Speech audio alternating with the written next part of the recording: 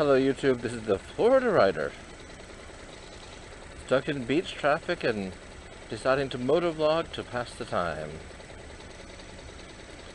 Well, first of all, I'd like to say Happy Valentine's Day to everybody. Yes, I know, it doesn't mean much to me either, but people like to hear that, so I say it. And I'm going to tell you a Valentine's Day story. That's right, it's story time with the Florida Rider. I once had 3 dates for Valentine's Day, at the same time. Let me give you a bit of background. When I lived in Germany, one of my best friends was from Kazakhstan, and she taught Russian at our school. She and I would go out sometimes after class and have lunch, or go for a walk at the park, or whatever, and it was just nice to hang out with her. Well, on Valentine's Day, I'm going to say about 10 years ago or so, let's see, it was a Friday, and she asked me what I was doing, and I said, well, I don't have any plans. And she said, well, I'm meeting some friends for lunch, why don't you come with us? I said, okay, why not? And so I went with her to a Chinese restaurant and met 2 of her friends. One was a Kazakh also, and one was from Belarus. And I said to her, well, how often do you guys have lunch together? And she said, well, we always have it here at this restaurant once a month. And I said, why here? And she said that when it's just the 3 of them, they speak Russian together, and when they go to a German restaurant, people stare at them.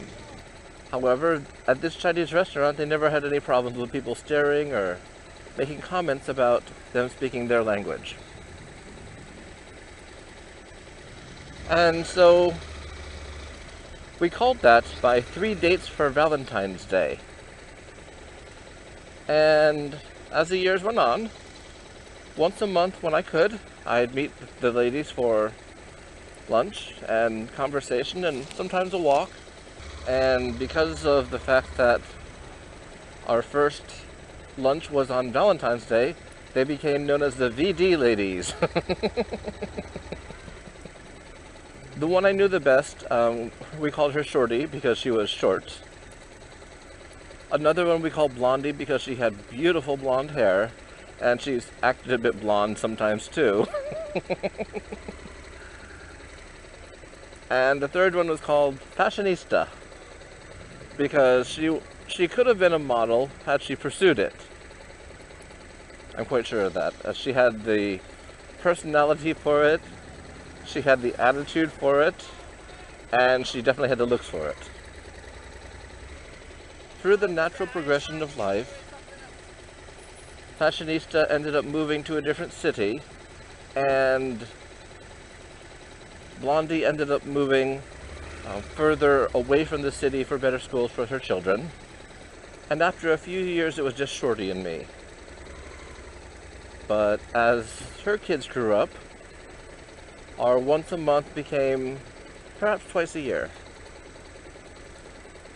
Regardless, knowing those 3 women was one of the best things about living in Germany to me.